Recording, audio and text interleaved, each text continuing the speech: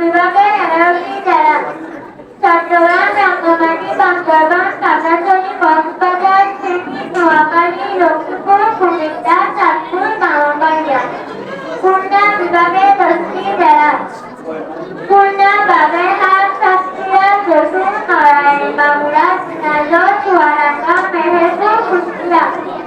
রাজশাহী বিভাগের 8টি জেলা রাজশাহী, চাঁপাইনবাবগঞ্জ, নাটোর, নওগাঁ, পাবনা, সিরাজগঞ্জ, বগুড়া, জয়পুরহাট।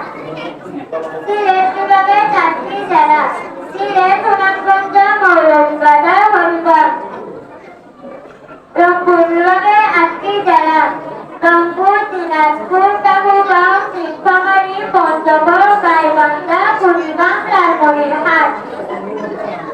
বরিশাল বিভাগের 6টি জেলা বরিশাল, ঝালকাঠি, পিরোজপুর, পটুয়াখালী, ভোলা, বরগুনা।